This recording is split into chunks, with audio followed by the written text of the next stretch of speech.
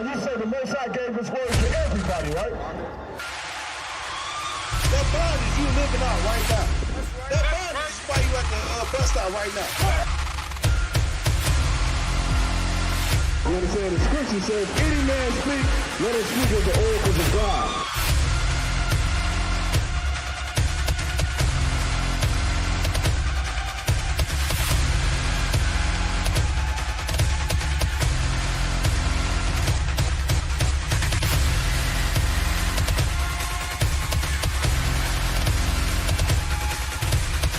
They think the law is a small thing. Separate, man. We are separate from these other nations, man. That's right.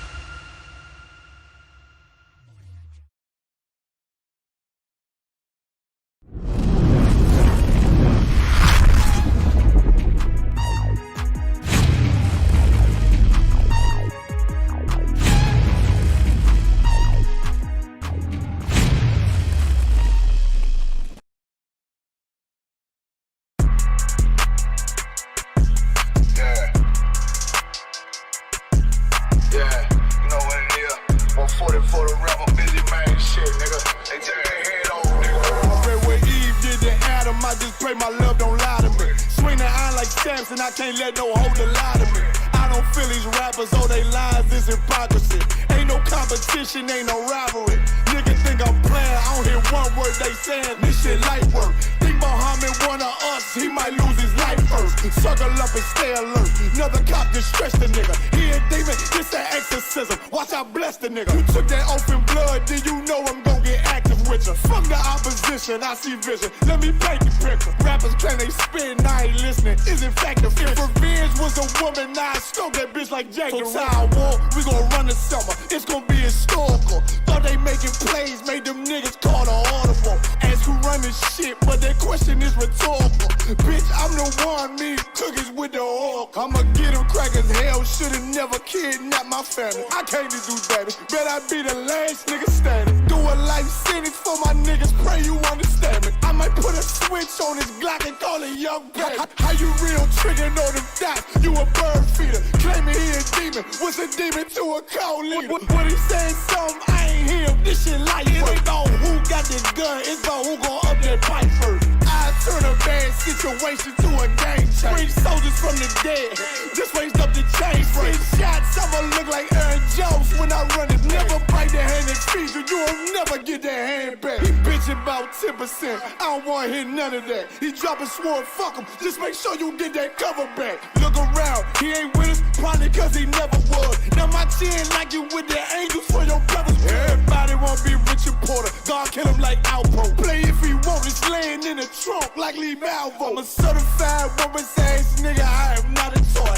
Hey, I with that hollow son, yeah, this the rim accord. Feel like Gullah Jack when I'm in Fayetteville, you feel your boy. Still about my bread, still I think that's all that I enjoy. The way I get that boy lost, they gon' start to call him Elroy. Fuck his game, pop out on them demons like I'm Hellboy.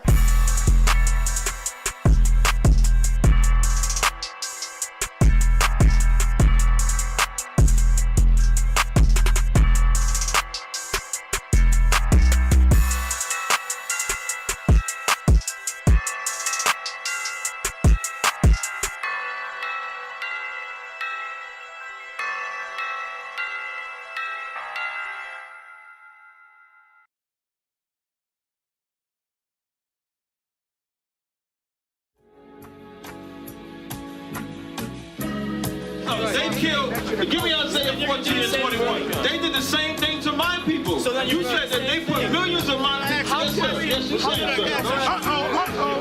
Should a murderer go to jail for murdering? Absolutely. Should a thief go to jail when he steals? Absolutely. Should a robber pay back the money he robbed? Absolutely. So why shouldn't the white man pay for what he did? That's right. That's right. One day you'll see just how it feels. Payback is a dog. It's a dog. Payback is a dog. It's a dog. Payback is a dog. It's a dog. Payback is a dog.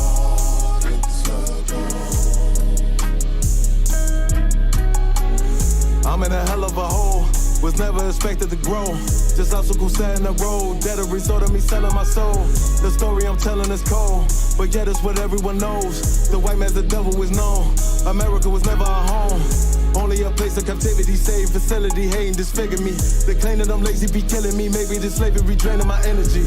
400 years and counting. The trail of my tears is countless. Main fact that I'm here is astounding, but I can't wait till this shit is surrounded. Ready to tangle my king and the angel, be ready to rap. Crack in the sky, nuclear missiles and make it official. I'm capturing every cracker surviving. Put them all in chains where they need to be. Slavery for me. And let the whole world see that with them in the cage and safer in the streets. Put the dog on a leash. Get resolved for the beast. 144, get the ruler show, we could all be at peace. As soon as the trumpets are sound, your kingdom, we busting it down. The only way justice is found, the time for your judgment is now. You'll see just how it feels. Payback is a dog. It's a dog. Payback is a dog. It's a dog. Payback is a dog. It's a dog. Payback is a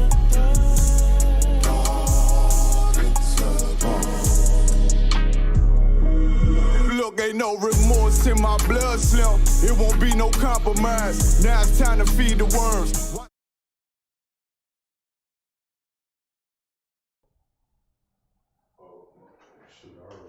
I know you can still play the promotion. Passover promotion. Shalom Israel, and when I mean Israel, I'm talking about the Black, Hispanic, and Native Indians. The Lord's 54th annual Passover is going down again this year, sundown, April 1st at 500 South Salisbury Street in Raleigh, North Carolina at the Downtown Conventional Center.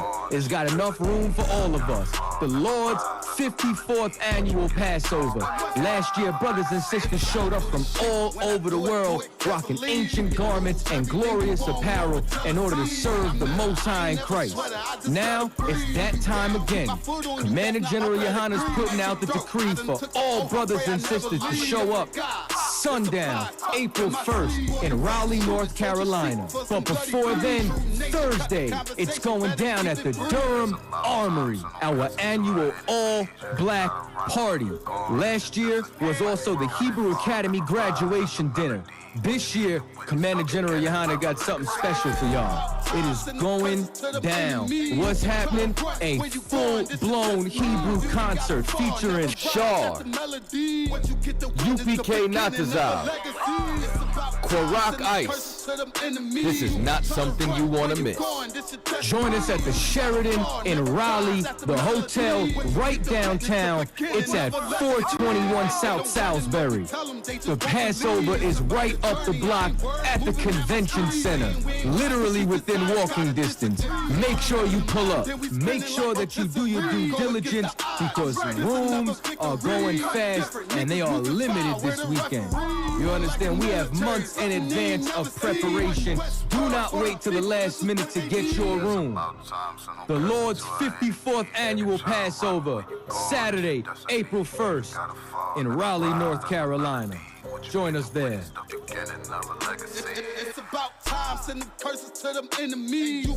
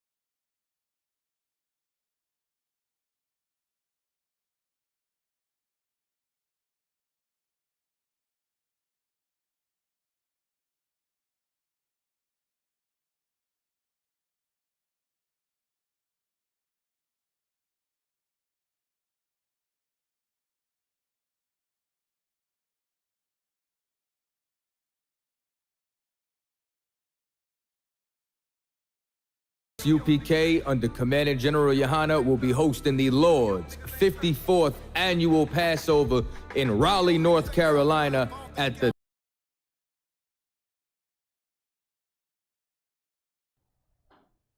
All right, Most High in Christ, clap it up.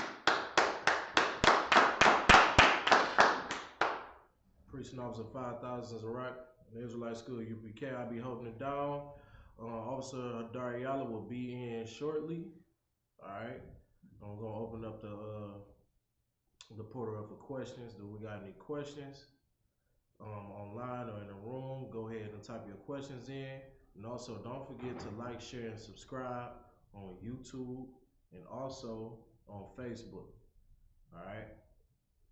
So we're gonna go ahead and open up the floor for questions. We got any questions in the audience or online? Just let me know. If not, I'm gonna go ahead and go into a topic real quick. We're gonna get 1 John, the 4th chapter.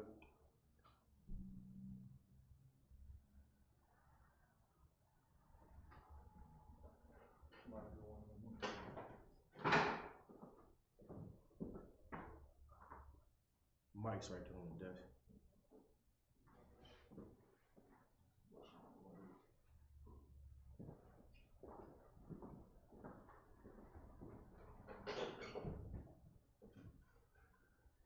Go ahead and read one.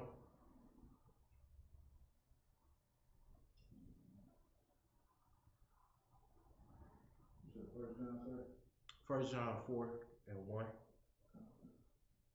All right, as y'all may know, in the week of Martin Luther King, he get his own little personal day. We're gonna actually go into the truth about him. Of course, we're gonna pull out a lot of facts today. You know what I'm saying? But let's go ahead and let's start here at 1 John 4 and 1. 1 John 4 and 1. Beloved, believe not every spirit, but try the spirits whether they are of God. So it says right here, beloved, believe not every spirit. All right, what is this talking about? All right, give me a good example. Go ahead, Yashman. Don't believe your Christian pastor when he say he teach the Bible and he really don't read the Bible. That's a good one. You got one, Rocky? Well, I would just say, make sure you get the mic though, so you know what I'm saying. The audience can hear you. I would say, don't take anything that anyone says for face value. Right, that's a good one too. It's definitely a good one. You know what I mean? What you said, of course, is good too. Yashman, not believing a Christian pastor.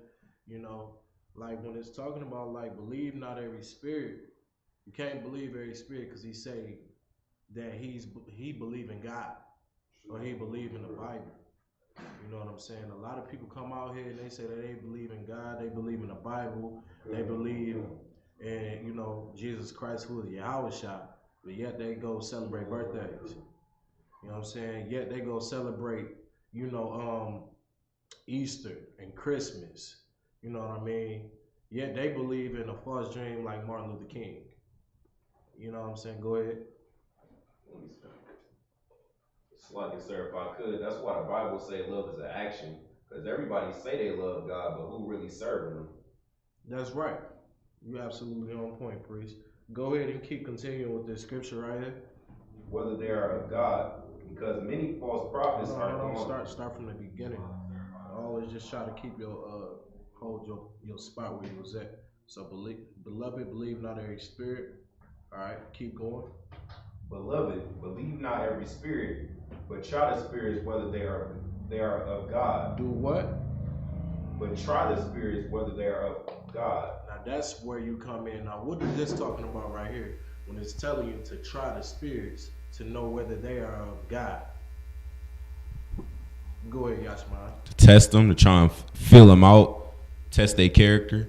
Absolutely correct. You know what I'm saying? You want to try the spirits of the Lord, by doing what? Seeing, do they follow the law, statutes, and commandments? Do they even know the law, statutes, and commandments? You try somebody by seeing whether or not they eat pork or not. You know what I mean? Something simple, things like that. You want to try the spirit to see if they really got the spirit of the Lord on them. All right, if they follow the law, statutes, and commandments, and they actually live this life of the Most High, and they actually live by the truth, then you would know spiritually that they are of the Most High. You know what I mean? They'd be in here serving the Most High with you. All right, keep going. Because many false prophets are going out into the world. Because many what? Many false prophets are going out into the world. Many false prophets are going out into the world, man. All right, so you got a lot of people that's going to be teaching the Bible, and they don't actually know the Bible. You get what I'm saying? You're going to have a Yabashimaship with that, sir. You know what I mean? You're going to have a lot of people teaching and saying that they know God, and you're going to find out that they do not know God. You know what I mean? They don't have the Spirit of the Lord on them. All right? Whenever you get ready. You know what I'm saying? Keep going. Verse 2. Hereby know ye the Spirit of God. Every spirit that confesses that Christ is come in the flesh is of God. Now, what is this talking about right here? Read it again nice and loud. You know what I mean? And we're gonna discuss this scripture right here. Go ahead. Con. Hereby know ye the Spirit of God. Every spirit that confesseth that Christ is come in the flesh is of God. Okay, so what is this talking about right here? Go ahead, Rocky. You got it. So I would say when it says like make sure you speak in the mic, please. Come. Go ahead. So I would say when it says that he that confessed that Jesus Christ has come in the flesh, basically Christ is a black man. You gotta believe on Christ as the scripture describes him. Okay, you on point. It's a little deeper than that though. It's a lot more deeper than that. You're not wrong though. All right, go ahead, Yashman. Slug it, sir, if I could. Is this scripture like more so metaphoric in saying that like you following what Christ says, not necessarily like that Christ is like literally in the front? Is that what it's saying? No, that's not what that's saying. Go ahead, Wyatt. Kind of a concept.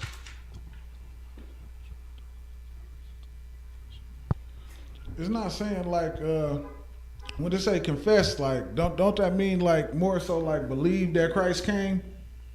Yeah. More so. You're more so on to it when you express it that way. But give me more.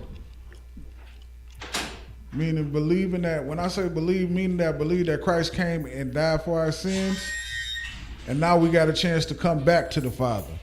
Now you more so on point with it. Like when it's talking about confess that Christ came in the flesh, you know what I mean? Like to take the Christianity off of that would say that Christ, he actually lived the life like you live. You know what I'm saying? He actually put in work down here in the flesh. He actually existed. You know what I'm saying? Christ not only existed, but he did what the Most High asked him to do. He came down here like a regular, you know what I'm saying, a regular person, a regular brother, you know? And you're going to have people that's going to say, well, they going to try to question whether Christ ever even, you know what I'm saying, lived on this earth.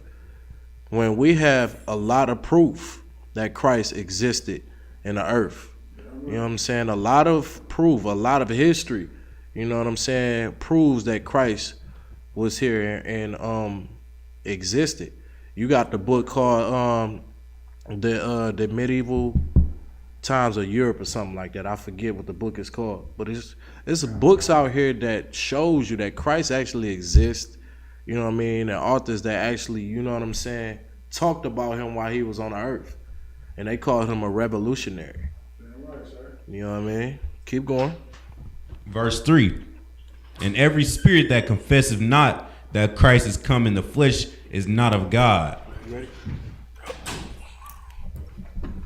Pass the class over. Preaching officer, 5,000 Dario. Clap it up for the brother, man.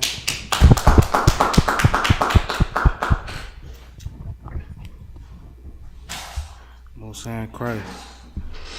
We good, Kodash? Most High Christ.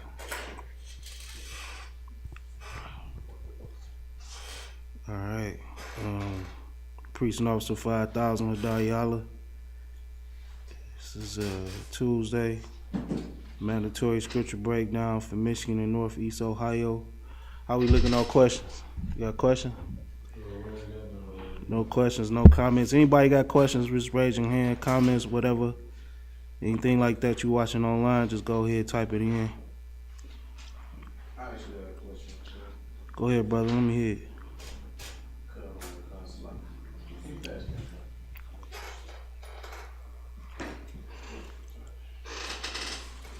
All right. Salaki, sir, I got a question. On the 12 disciples. Let me hear it, brother. I wanted to know who are the 12 disciples and where can I find them at in the scriptures? Well, of course, you can find them all through the Gospels, the Good News, the New Covenant. Many of them have their own books in the Bible. Mark wrote a lot of them. You can also look it up in the Zondervan Bible Dictionary. So try that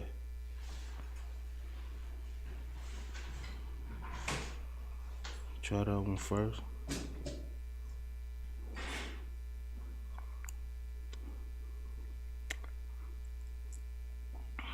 Also, you walk around every day with a library in your hand. So most of the questions you got, what you gotta do? Just look it up. That's what we do, man. We at school here. This ain't no social club, man. I love you brothers, man. We get together and we have a good time, but mainly what we do is we serve the Lord. We do the work of the Lord. You understand? So we look up and we prove everything that we say. All right. So your first questions was who are they? How many do you know? Let's see. I know Peter. Mm-hmm. Paul. Paul was not one of the disciples. Oh, Salaki. Mm-hmm. Paul got rose up by who? By Christ. Christ came to see him, rose him up. You feel me? What was it like?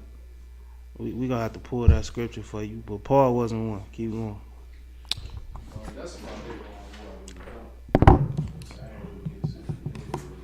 Peter, Judas, Andrew, James, John, Thomas, Bartholomew, Matthew,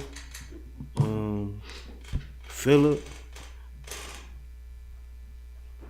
How many we got? Did I say James? Yeah. All right, let me see where you can find it at. See, we got some cups back there. Go look in the back.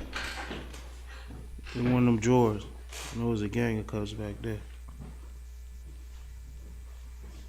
I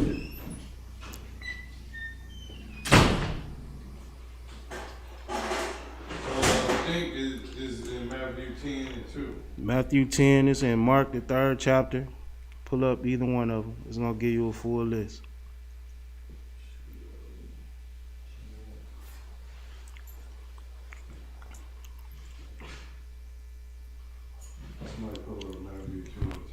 I got Matthew It's 10 and 2. Not 2 and 10. Or it's Mark, the 3rd chapter. Whichever one y'all got. Go ahead.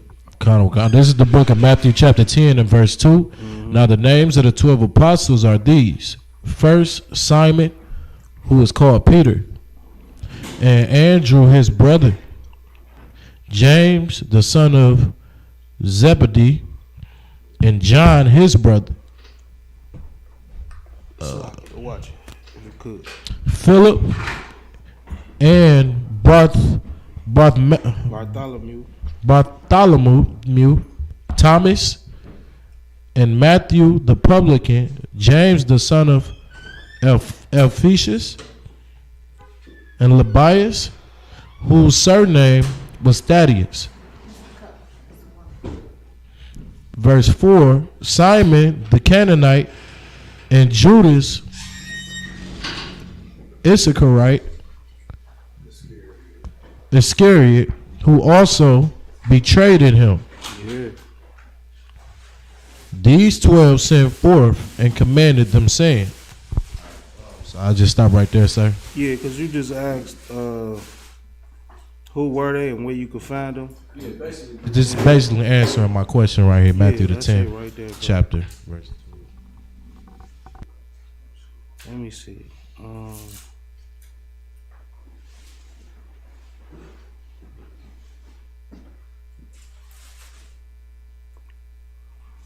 That was the original. You can look up who replaced Judas, cause I know they shot dice for that. Say it again. Was it Matthias? You can just look it up whenever you get a chance. But that answers your question. Let me see where we at.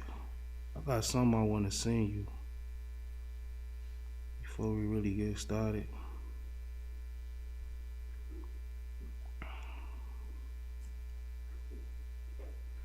Give me a second, let me get with it.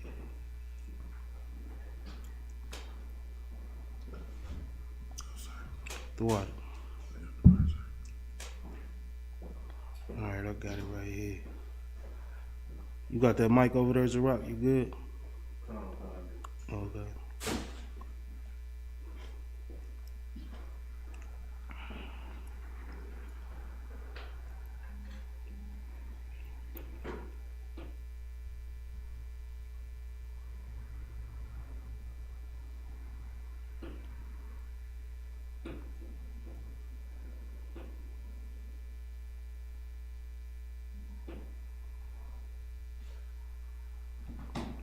Salaki, it take me forever.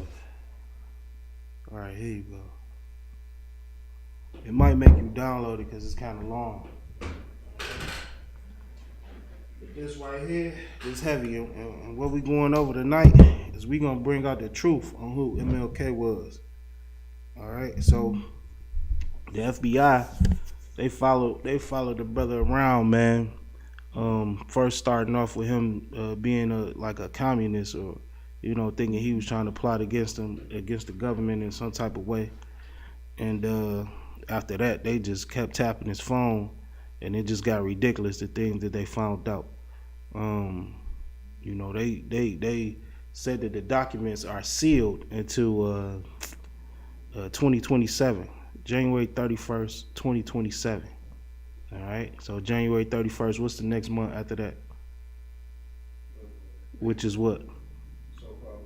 There you go. So in January or February 2027, Black History Month, they're going to give you the real Black history on who MLK is. All right, and that's real heavy.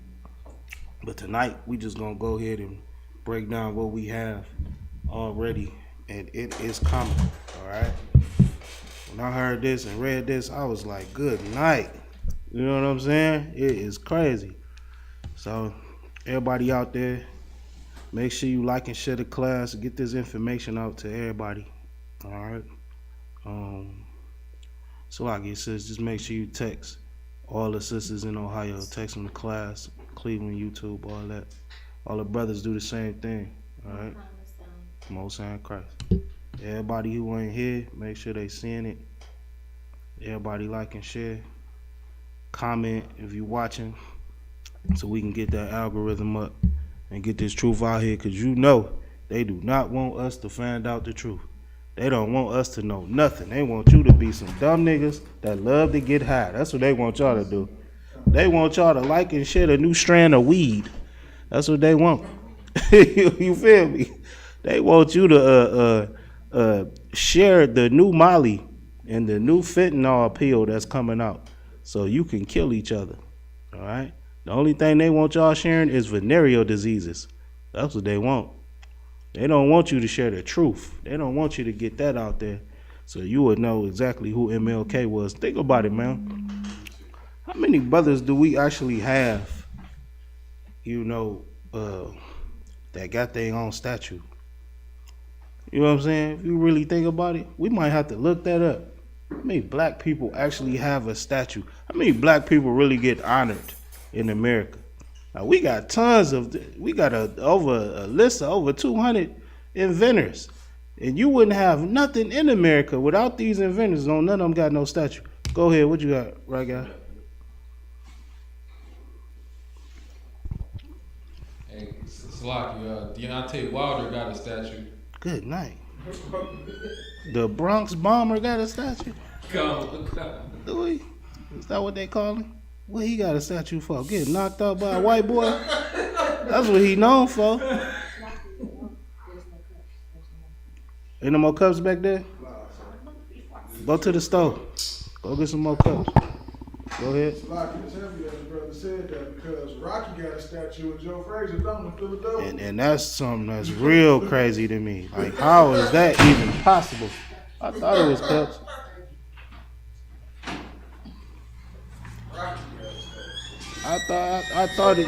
I just always thought that was crazy.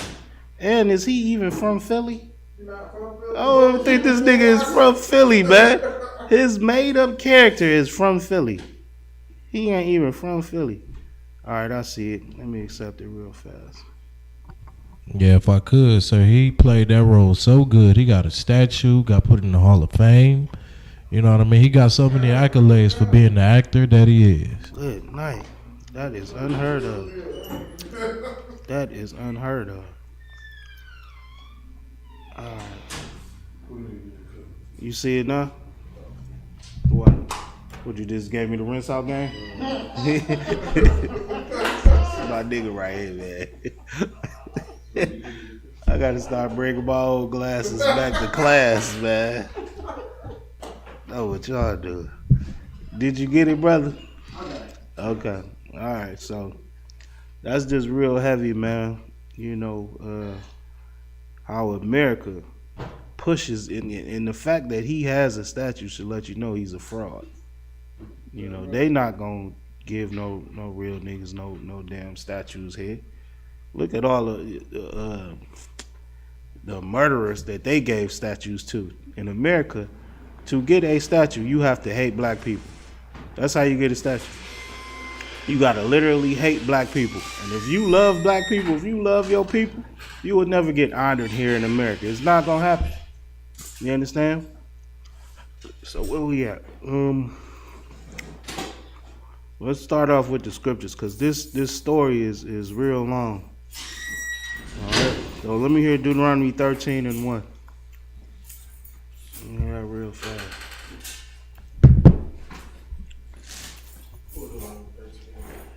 Deuteronomy 13:1.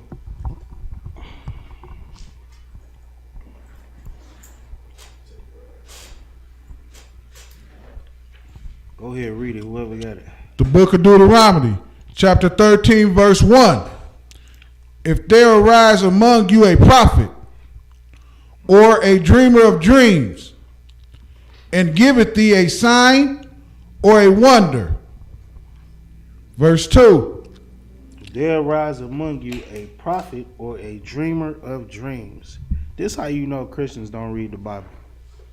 Because why the hell would you ever say you had a dream if you know this verse is in the Bible? All right, so keep going. Verse 2. And the sign or the wonder come to pass, whereof he spake unto thee, saying, let us go after other gods, which thou hast not known. So if there come a prophet or a dreamer of dreams and give you a sign or a wonder, think about MLK. What was the sign or the wonder he did? That nigga had the water. That nigga had hundreds of thousands of black people march on foot from down south to DC and told them it was about jobs, and nobody got a job when they got down there. And then he left and went back to his orgies, and some of them niggas stayed, and some of them walked their ass back home. That's crazy, ain't it? That's a sign. That's a wonder. A wonder is like, wow, like, how the hell is this happening? He did that, all right? He marched all over down south, and then came to Chicago and said Chicago was the worst time of his life. He could deal with, 10 or 50 white people that hate him, but he couldn't deal with thousands of white people. When he came to Chicago, they filled that park up, busting you upside his head with rocks. And that is a wild moment to me, nigga. How the hell you take that, man? They showed a picture of the boy ducking like a bullet. He was scared to death down there, you feel me? So they say if it is a prophet or a dreamer, a dream, he give you a sign or a wonder and say what? And will spake unto these saying, let us go after other gods. Say, let us do what? Go after other gods. That's what MLK and all your Christian pastors do. Don't they tell you to celebrate Christmas? It is a Christmas tree in the church. That is another God. Easter is another God. All right. So they say, let us go after other gods. Go ahead. Which thou hast not known. And let us serve. Have not known, because we Israelites, the only God we know is the one true God of Israel. We don't know these goddamn gods they make up every week. These are new gods to us. Damn right. False gods at that. Like, it's crazy. So it say, let us go after other gods which thou have not known. Go ahead. And let us serve them. Let us serve them. Let's make the white man our God. And let's serve him and be like him. And teach our kids to be like them. Let's kiss some white booty and let them bust us upside the head with rocks. Let's give the white man all our businesses. What the hell is you thinking? Go ahead. Verse 3. Thou shalt not hearken unto the thou shalt not hearken unto the words of that prophet or that dreamer of dreams. The Lord said, don't listen to no nigga like that. A nigga pop up out the blue talking about he dreamed something and tell you to do anything that's against the Bible. Don't listen to him. How stupid can you be? If he say he a man of the Lord and tell you something against God, you got to know he lying right there, right? And that's what MLK did. Him and his goddamn daddy, they both dumb teachers, Christian pastors, both of them. And we don't even know too much about his daddy. His mama got shot in the face, I heard. Somebody killed his mama up in the church. You feel me? So they whole family was full of wickedness because the God, the Most High, did them all greasy, basically. So if a prophet or a man pops up and says to go against God, do not listen. All right? And here, all you gonna ever see or hear us do is read straight from the Bible. And we gonna give you definitions from the Bible dictionary. You understand? We ain't doing nothing against the scriptures, nothing against our God, and we teach you how to come right back to the Lord. A preacher will take the Bible, read one sentence, and do 3 hours off that one goddamn sentence, making up everything. You feel me? That's what they do in church. In here, man, we read precept upon precept all day and all night. That's all you gonna ever hear us do. We actually live the Bible in this school. All right, so go ahead. Khan. For the Lord your God will prove you to know whether ye love the Lord your God with all your heart and with all your soul. Verse 4. Ye shall walk after the Lord your God. Say the Lord, the Most High, will prove you. All right, he gonna find out if you love him with all your heart and all your soul. How you gonna find out? Because he gonna send this nigga at you and see who you follow. He gonna send the other nations at you and see who you follow. He gonna prove you. You love that weed or that slut, he gonna put it right in your face and see who you follow. You understand? Keep going. Verse 4. Ye shall walk after the Lord your God and fear him. You can do what? And fear him. I'm right. Go ahead. And keep his commandments. Now, a lot of people say God is all love and hugs and kisses. All right? So you're not scared of that man.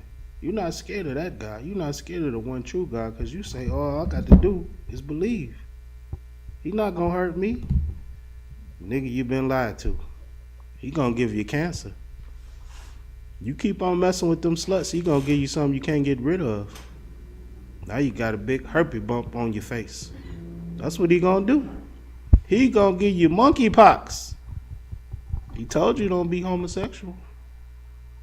And now you can't sit down because it feels like glass. Y'all seen that one? I was like, damn, you had a bad night. Damn. And instead of them stopping, what do? They try to create a vaccine so you can continue to go against God. All right? Keep going. Fear him. And keep his commandments and obey his voice, and ye shall serve him. Damn right. Go ahead. And cleave unto him. Damn right. Verse 5. And why wouldn't you want to? The creator of all things. Why wouldn't you want to serve him? Why would you want to serve a oppressor that has beat you and destroyed you and taken away your nationality? You know? Why would you want to follow that? Why would you want to be anything like that? You shouldn't. You should want to follow the God and serve the God that created you and brought you here and promised you the earth with gold streets. You understand? Keep going. Verse 5. And that prophet or that dreamer of dreams shall be put to death. Shall do what? Be put to death. Shall live a long-lasting life. Put to death. The Lord said he's going to kill that liar, man, that prophet or that dreamer of dreams. And what happened to MLK? Put to death. That's what happened to him. He got shot in his neck while he was smoking a Newport standing on the balcony. A lot of y'all didn't even know he smoked, did y'all? He was blowing a Newport. He got shot in his neck and several other places with a high-powered rifle. When people live or babies are born on the earth, it's because God wanted them to be here. And when you die, it's because God wanted you to die. Especially at a young age. All right? MLK got shot in the neck. All right? Smoking a Newport. Keep going. Because he has spoken to turn you away from the Lord your God. The Lord killed him and told you why he was going to kill him. Because he told you to go against your Lord. Told you to go against your God. All right? Anybody that does that, man, just know that they got a short future. All right? When you see somebody sinning on the earth, you should be like, damn, man, count your days. All right? You feel me? Because you ain't got long to live. Especially when you tell the Lord's people to go against God. Go ahead. Which brought you out of the land of Egypt and redeemed you out of the house of bondage. Go ahead. To thrust thee out of the way which the Lord thy God commanded thee to walk in. So shall thou put the evil away from the midst of thee. And that's what the Lord is doing when he kills him. He's getting the evil away from you, man. And that's why America is going to get destroyed too. Kill this evil place, man. This is disgusting here. This is not a good place to live. A lot of people think because they get a couple dollars or that they are free to sin, that this is the best place to be. You've been lied to. You fool. I want gates around me. I want hedges. You understand? It's like, y'all just go over there if you could, the water. I want protection and security. We need rules. No law, no society can survive, can live without rules and laws. No city, no country, nowhere can live and survive without laws. So we need laws. So anybody telling you you don't gotta obey nothing, something wrong with them. You should run away from that person. So Rock, you had your hand raised. Go ahead, brother. So my question would be, would Martin Luther King, MLK, will he go up under the definition of meritorious manumission? Man, he's a little worse. You know what I'm saying? So remember, meritorious manumission is the law that tells black people to stop or tell on other black people if they joining together. So they planning some type of revolt or something like that. Or if you help the oppressor in some type of way, you get your freedom. You understand? But MLK didn't gain nothing but sex. That's it. All right. When we read this these FBI tapes and memos that they wrote down, you'll see that he got a couple dollars. He got up to like upwards of like 600,000. So he took bribes and things like that, but he was not a rich man. You understand? So he came up under his father, and that pastor position that he had, he would have had it anyway. He didn't have to sell us out. What did he really gain? He just got a whole bunch of orgies, man. He got famous. Go ahead. I was gonna say, because the reason why I asked is because I know like that definition that says, either like kind of like telling on, you know what I'm saying, your own people, or helping the oppressor. Your oppressor. He definitely did that, bro. So I know for a fact that Martin Luther King definitely helped the oppressor. He definitely did. In his empire. Hey, if you could, give me another cup. The water. Give me some more strength too, if you could, brother. The water. He definitely helped his. Yeah, I'll take that. The water. He definitely helped his oppressor, man. He definitely did that. And we gonna find out today why he did it. You understand? It wasn't to hurt his people. He helped his oppressor because he loved white women. That's why he did it. Michael King's first love was a white woman. And then he married Coretta. All right? And after that, he wasn't really with her. He had kids with her, but he wasn't with Coretta. You feel me? He was with another sister. Come on, man. Let's just read the article. Because it's a long article, man, that we got to go through. And you're going to find out the truth today of who MLK really was. There are tapes that are sealed into 2027. He going to get out around the same time as Big Meech. Salaki. But we got some of this information because of Donald Trump. A lot of people say, man, why the heck, how did a reality star become president? It's because the Lord wanted it. When he got in office, he did certain things, and this is one of them. He gave us the truth on MLK, the false God that you serve. All right, they just had a parade. They marched once again for MLK, and they do it every year for this goddamn traitorous bastard. So the Lord wanted everybody to know who he really was.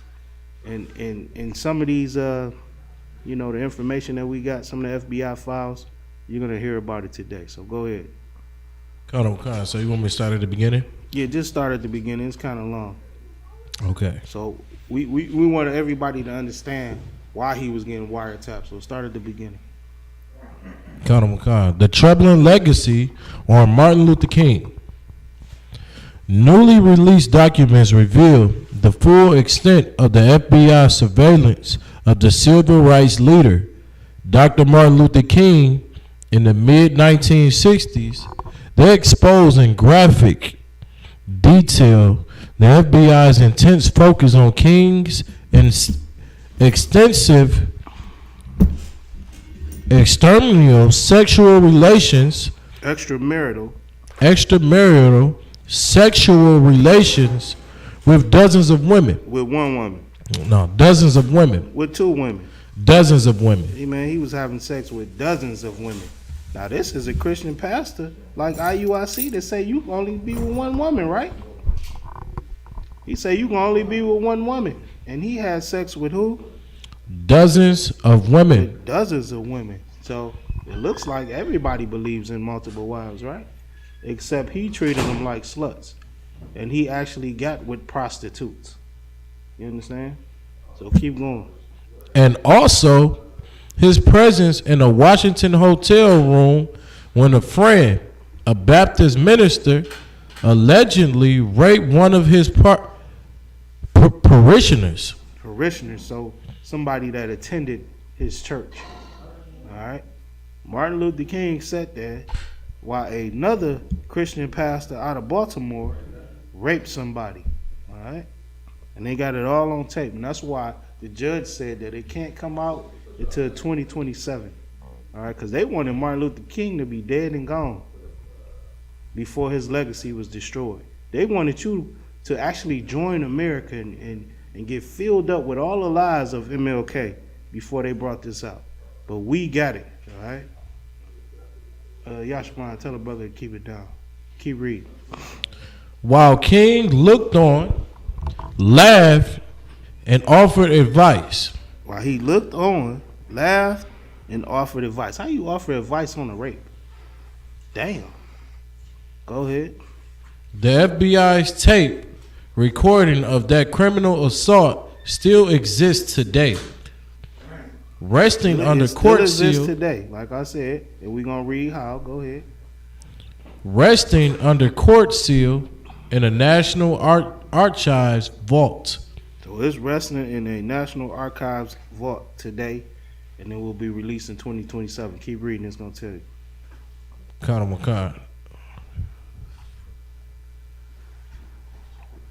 The FBI documents also reveal how its director, J. Edgar Hoover, authorized top bureau officials to send Dr. King a tape recording of his sexual activities, along with an anonymous message encouraging him to take his own life. The complete transcripts and surviving recordings are not due to be released until 2027. But when they are made fully available, a painful historical reckoning concerning King's personal conduct seems inevitable. Yeah, when them tapes come out, it's gonna be a bad day for the King legacy. Cause you're gonna get to hear all the disgusting things that they heard and they recorded and they wrote down about what he was doing, which we already know most of it. After this article, you pretty much ain't gonna need to read or hear nothing else. Cause damn, you understand? It's gonna get real bad in here. Kodash, if you could, there is a speech where MLK said that he might not make it there with us, but we gonna get to the mountaintop. See if you can find that, maybe on YouTube or something like that. And we gonna show you today why he said it. All right, keep going. On January the 31st, 1977, U.S. District Judge John Lewis Smith signed an extraordinary court order requiring the Federal Bureau of Investigation to surrender all the fruits of his extensive electronic surveillance of Martin Luther King Jr. to the National Archives. Said tapes and documents Smith instructed shall be maintained by the archivist of the United States under seal for a period of 50 years or until January 31st, 2027. All right, that's what we just said. Keep going. However, in recent months, hundreds of never before seen FBI reports and surveillance summaries concerning King have silently slipped onto public view on the archives, lightly annotated and difficult to explore website.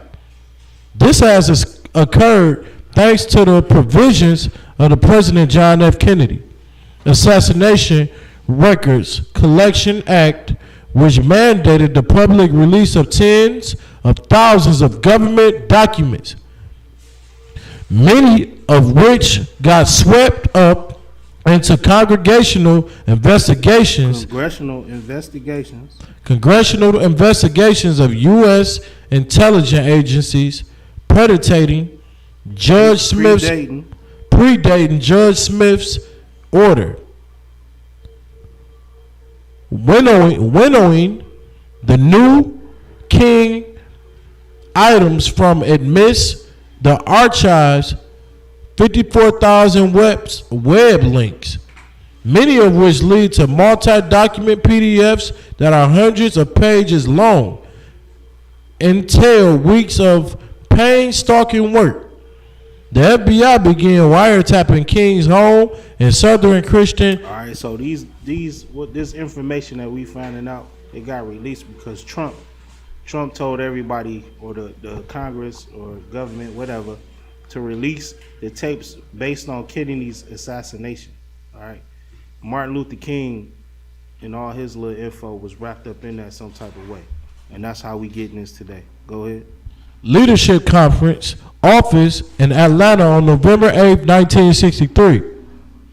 The pursuant to Attorney General Robert F. Kennedy written approval for the previous 18 months, the FBI had insistently told Kennedy that King's closest and most influential advisor,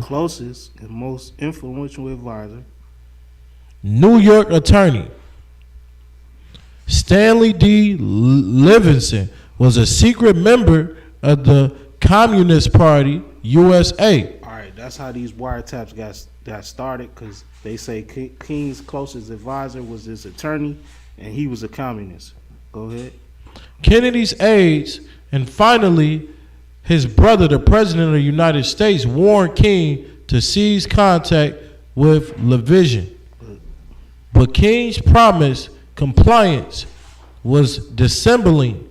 He and Levision communicated indirectly through another attorney, Clarence Jones, who, like Levision, was himself already being wiretapped by the FBI. So they had bugs on everybody. These two brothers, or his attorney and another dude, was already being wiretapped. King got wrapped up in that. Go ahead. Presented with evidence of King's duplicity, plus FBI claims that King had told Levision that he was a Marxist. A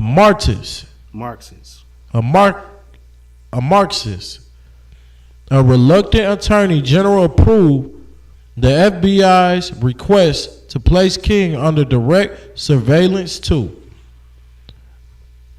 Unbeknownst. So direct surveillance. So now he's being followed around at this point. Go ahead. Unbeknownst to Kennedy, part of the FBI's motivation in seeking to tap King stemmed from something it had learned just prior to the August 28th march on Washington, when King had stayed at Jones' wiretap Bronx home to work on his soon-to-be famous "I Have a Dream" speech. As one internal FBI memo reported, King, who is married, maintains intimate relationships with at least 3 women, one in Atlanta, one in Mount Vernon, New York, and one in Washington, D.C. King's extramarital affairs, while posing as a minister of the gospel, leave him highly susceptible to coercion. So basically, what they saying is, because he constantly cheated on his woman, that left him open for bribes or people to blackmail him. You understand? Somebody else found out, they ain't want him. He ain't want everybody to know what was going on. He could be used by different groups or associations to do their will. All right, go ahead. And possible blackmail, presumably by knowledge communists. Within weeks, the FBI wiretapped on King's Atlanta home confirmed the Bureau's expectations. On December 15th, King contacted a girlfriend by the name of Lizzie Bell, and the FBI mobilized to determine more background information regarding this girl. They know damn well these ain't no communists. You feel me? Come on, man. Ain't no Lizzie Bell. She ain't no damn communist. They was just trying to get dirt on him at this point, but it started from those 2 attorneys that he was dealing with, and him saying he was a Marxist, and them thinking that he was in the Communist Party. But once they got in it, all they saw was King having orgies and all type of threesomes and stuff. All right, so keep reading. 6 days later, King was in contact with a girlfriend in Los Angeles, Dolores Evans, the wife of a black dentist The wife of who? Of a black dentist. What is that called? Adultery. That's what that's called, brother. That's called adultery. Now you talking about somebody that's supposed to be teaching the Bible, right? Meanwhile, he going out and he having sex with another man's wife. Go ahead, Yashman. Slug it, sir, if I could. This man is going out preaching about brotherhood, and yet he's, well, where's the brotherhood in that? You sleep. Nah, what's so heavy is the whole time he's doing this, he had a march. So he going to these different places to march for black rights and civil rights. But he meeting up with his girlfriend Lizzie Bell. he meeting up with the rib of a black dentist. I thought you liked black people, man. He going to these different states getting paid for by the church and the Southern Conference leadership, whatever they call themselves. They paying for all of this stuff. But he really going on sex dates. He march a little bit, get hit in the head with a stick and a rock, and he go home to Dolores and them. You understand? It's crazy. You ain't seen nothing yet. Keep reading. California agents were tasked to investigate Evans in connection with counter-intelligence program. Bureaus subsequently notorious COINTELPRO Dirty Tricks playbook. That same day, King was in contact with another girlfriend, Barbara Meredith, a member of the Ebenezer Baptist Church congregation. Good night. So this is his own church. This is his daddy church. And his daddy church. And he getting with it. What's her name? Her name was Barbara Meredith. Her name was Barbara. Still like I just had to say that. It's an old school name. Go ahead, Barbara. And the file was now listen now. They in Atlanta. That church was in Atlanta, so she know he married. She don't give a damn. No, nobody give. Everybody know who Martin Luther King is at this point. Come on, man. He famous. If it was Instagram and Facebook, he'd have really been out there. Come on, man. Go ahead. And the file was opened on Barbara Meredith. They opening files on all his ribs. Like, why is you doing this? These ain't no communists. They just following these people around. Go ahead. To determine more information regarding her background and activities in connection with counterintelligence. Wiretap summaries like these were supposed to be sealed pursuant to Judge Smith's 1977 order. But by the Department of Justice had forced... But by then, go ahead. By then, the Department of Justice had forced the FBI to share many of its King records with the Senate Select Committee on Intelligence Activities, often called the Church Committee after the name of its chairman, Idaho Democrat Frank Church. In turn, all of the FBI's documents relating to the Church Committee and the subsequent House Select Committee on Assassinations came to be covered by the 1992 Kennedy Assassination Records Act. In December 1963, the information from the Atlanta wiretaps about King's expansive private life whetted the FBI's appetite for recordings more intrusive and graphic than could be obtained via telephone lines. They just got interested. Nah, they like, damn, what else is he doing? You feel me? And now they all in. Go ahead. Knowing how frequently King traveled to major... I got to tell you, man, this got to be a dumb nigga. Come on now. Everybody seen, I don't know if y'all seen X. Y'all seen X with Denzel Washington? Y'all seen that? Now, everybody known they goddamn phone was getting tapped. Everybody known that back then. He knew Hoover did not like him. And this nigga stayed on the phone. You feel me? He stayed doing some dumb shit. It's like he just didn't care. So go ahead. King traveled to major U.S. cities. The FBI resolved to plant microphone bugs in his hotel rooms. And this endeavor. Now understand, they got his crib tapped, they got his office tapped, and all his 3 major girlfriends tapped. So everywhere he go, they know where he going because he talking on the phone. So they know exactly what to do. Go ahead. The prime decision maker was not long time FBI Director J. Edgar Hoover, but Assistant Director William C. Sullivan, head of the Domestic Intelligence Division, with Supreme Court oral arguments in a case from Alabama, New York Times, Co. v. Sullivan, in which 4 black clergy supporters of King, plus the newspaper had been socked with a $500,000 state court judgment. So they had to pay this money, all right, to the state. Go ahead. Scheduled for January 6 and 7, 1964. King and a variety of ministerial friends were scheduled to be in Washington, D.C. for a 3-night stay. Ministerial friends. So what does that mean? They was all ministers. All right? They was all preachers. They all had their own churches. Go ahead. Immediately after the new year, FBI, Washington Field Office, Security Supervisor Ludwig Uberdorf summoned the office senior sound man, Special Agent Wilford L.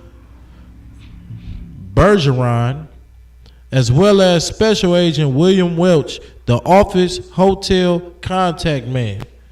Waiting in Oberdorf's office was Assistant Director Sullivan, who told the assembled agents the FBI interest in King was a national security matter on account of his communist contacts. All right, so at this point, they know they ain't going there for no communist activity. They know why they tapping his phone. They just want to get some more dirt. But that's what they told the manager to get up in there. Go ahead. Bergeron told church committee interviewers in another newly available document, Welch had ascertained that King and his party would be staying at the historic William Hotel on Pennsylvania Avenue, just east of the White House. And Welch introduced Bergeron to a Willard manager who arranged for Bergeron to survey the rooms in question. Bergeron then placed a transmitter in each of 2 lamps, and then through the hotel contact. It was arranged to have the housekeeper change the lamps in 2 rooms which had been set aside for King and his party. In 2 other nearby rooms, Bergeron and fellow Special Agent William D. Campbell set up radio receivers and tape recorders prior to when King and his friends first checked in on January 5th. Staying in one of 2 targeted rooms was King's friend Logan Kurtz, the pastor of Baltimore's Cornerstone Baptist Church, and, like King, the holder of PhD from the Boston University School of Theology. Kurtz had brought to Washington several women parishioners of his church. A newly released summary documented from Sullivan's personal file on King relates, and Kurtz invited King and his friends to come and meet the women. The group met in his room and discussed which women among the parishioners would be suitable for natural or unnatural sex acts. Now you're going to hear this a lot. Unnatural sex act. I can't clearly say what this unnatural sex act is,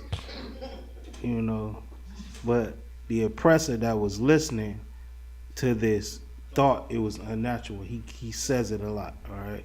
So it could be woman on woman. It could be booty sex. We don't know. You know what I'm saying? That's just, it could be anything. But they going to say he loved unnatural sex a lot. It could be gay sex. You understand? But you're going to hear this a lot. Go ahead. When one of the women protested that she did not approve of this, he said she ain't getting down with it. she said she straight or whatever you niggas is talking about. Go ahead. The Baptist minister immediately and forcibly raped her. What'd he do? He immediately and forcibly raped her. He ain't waste no time. She said she went down with it. He said bust it wide open. It's a preacher we talk about. Go ahead. The type summary states, parenthetically, citing a specific FBI document as its source. King looked on, laughed. Right, let me say, it states citing a specific FBI document. Now, in parentheses, it gives you the number of this document. This is how you know they're not making this up. You could look this number up in the FBI files and pull this same number or document out and see exactly what he's saying. Go ahead. As its source. His deputies Salakia. King looked on. What did King do? Looked on. He said stop. No, he looked on. He said this ain't right. He looked He on. said I have a dream. That ain't what he said. King did what? He looked on. Go ahead.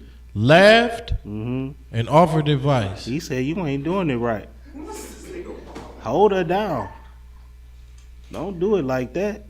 King didn't say he had a dream that we should join hand in hands and that's my sister. What is y'all doing? He didn't say none of that. He looked on and he laughed. Go ahead. And gave advice. I like it. Go ahead. Do it right Sullivan, there.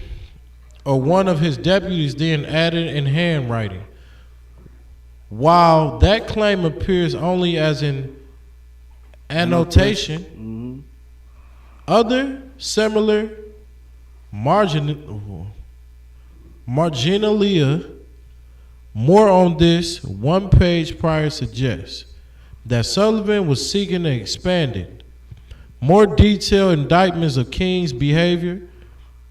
The documents recently released final pages narrating events until March 30th, 1968, suggest that the unfinished revision was abandoned following King's assassination on April 4th. Without question, Sullivan and his aides had both the microphone transmitted tape recording and a subsequent full transcript at hand while they were annotating their existing typescript in 1977. They got the tape and they got the typescript. All right, and they wanted more, but then King got killed. Go ahead. 1977, Justice Department investigators will publicly attest to how their own review of both the tapes and the transcript showed them to be genuine and accurate. All right, because a lot of people going to say that they was lying. They matched up what they typed and what the tapes heard. It's accurate. This ain't no lie. Nobody ain't got to lie on MLK. He was a nasty freak nigga, man. Go ahead. Throughout the 1960s, when no precedent for the public release of FBI documents existed or was even anticipated, Sullivan could not have imagined that his and his aides jotting would ever see the light of day. Similarly, they would not have had any apparent motive for their annotations to inaccurately embellish upon the actual recording. Embellish upon the actual recording. Basically, just saying these niggas ain't lying. Go ahead. And its full transcript, both of which remain under court seal and one day will confirm or dispute the FBI summary allegation. At the Willard Hotel, King and his friends' activities resumed. The following, that was just one day that y'all heard about. It was just one report. These niggas was wild. You feel me? Go ahead. The following evening, as approximately 12. Now we talking about the next day. Yeah, they had a badass weekend, right? Damn, this sound like spring break or something. It's going down. But then you got to think in your mind, this is MLK. This is a bunch of preachers. Like, what the hell is y'all doing? This ain't no college kids. Drunk and high. These niggas sober as a fool. And they going up in there with plans to get it on. Read the next day. Come on. All right. The following evening, as approximately 12 individuals participated. They still at the Willard Hotel in Washington, man.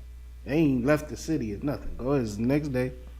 12 individuals participated in a sex orgy. In what? In a sex orgy. That's what happened. They had an orgy. This is MLK, the statue that you know. That's why today, when they revealed that statue yesterday, I wasn't surprised. Because I had already read this, so it looked like a rod to me. Y'all seen that? Mm-hmm. Everybody seen that picture? Looked like a rod. Looked like somebody was holding a rod. You ain't seen it yet, son? No, I saw it. You saw it too? And this was why I was like, man, he did that on purpose.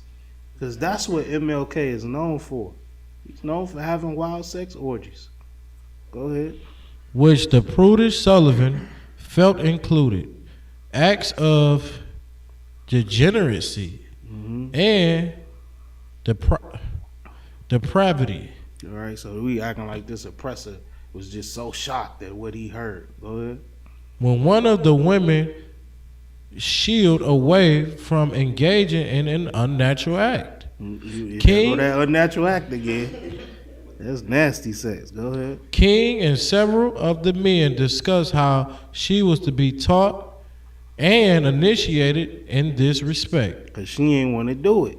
So they like, man, we got to teach her a lesson. What the hell would you bring her for? Come on. King told her that to perform such an act would help your soul. It would do what? Help your soul. He said, man, you do it up the butt, it's going to help your soul. That's what King said. Since you stupid. King is on tape saying this. I heard a story, man, a couple of months ago where a woman pastor was having sex with the people in her church. What she say? You remember what she said? Oh, you talking about that one where she was talking about the cornbread? I don't know. What she say? Let me hear it. I know my rib know. What you heard? I can't remember. I know I could paraphrase it. That's it. No, that's not it. That's not it. It was a female pastor who was having sex with people, and she said it was gonna help them have babies or something like that.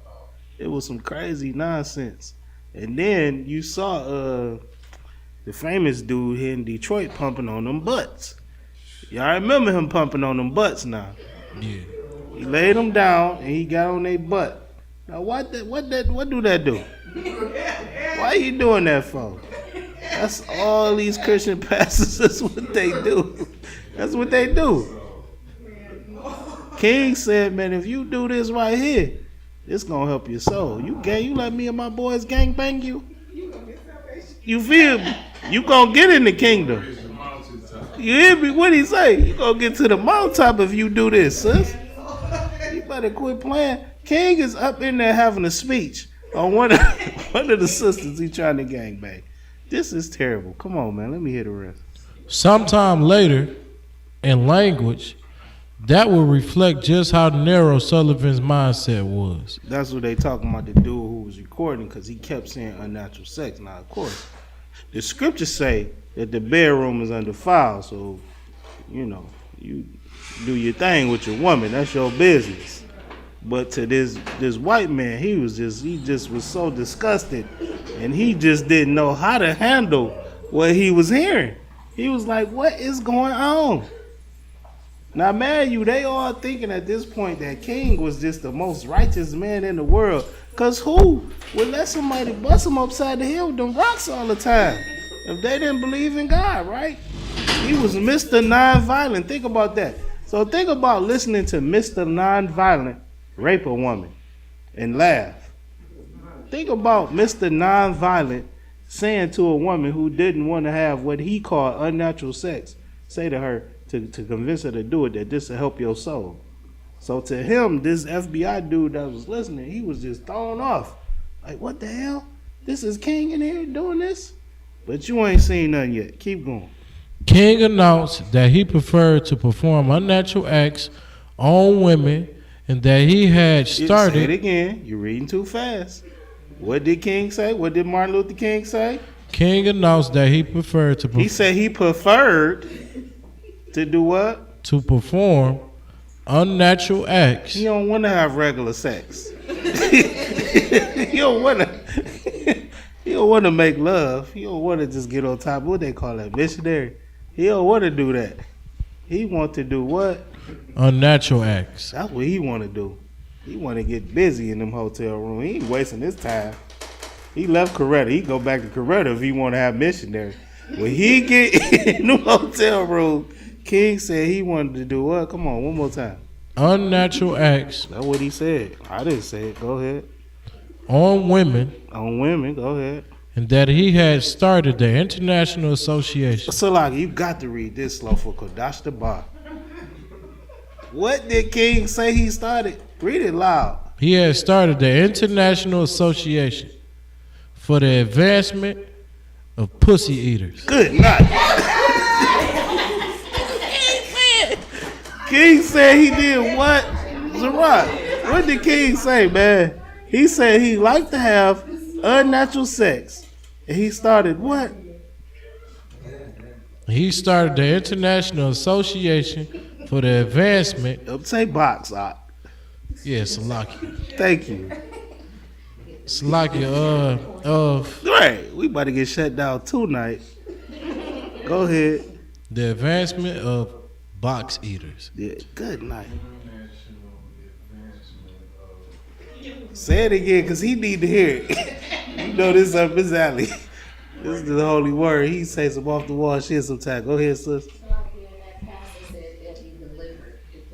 Good night. That what the sister said too. You gonna reach the mountaintop and you gonna get in the kingdom if you let us gangbang you here in Washington tonight. That's what they said.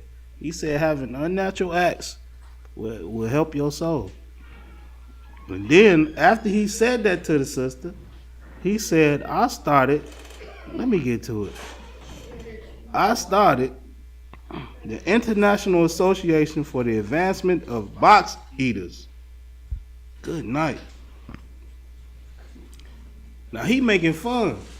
All right, the advancement of colored people is what he went around saying, right? When he was getting busted upside the head with all those rocks in those marches. He was saying colored people and black people because he wanted us to have civil rights and be able to sit in the white restaurants.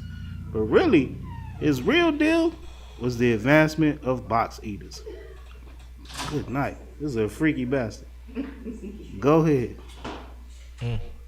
Anyone familiar with King's often bawdy sense of humor would not doubt that quotation. So anybody that knew him, Jesse Jackson, them, they knew it was real. Go ahead.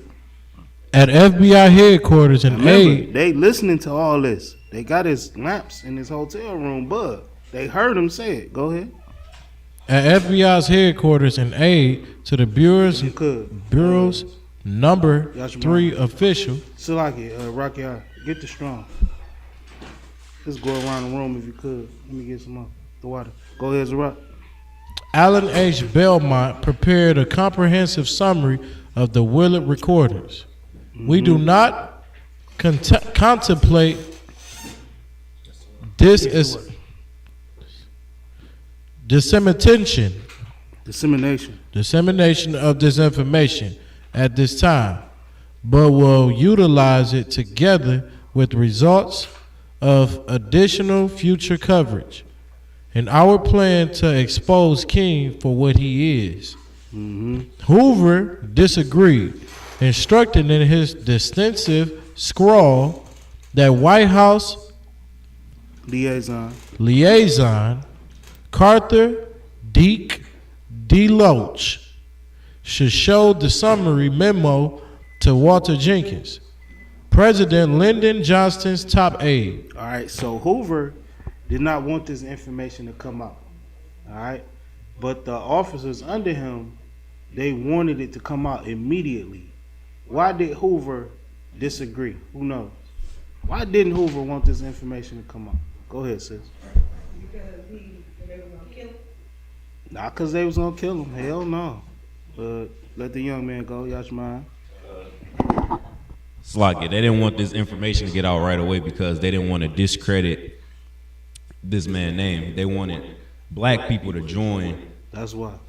Makes sense. Hoover didn't want them to be shamed right now. He wanted black people to join America.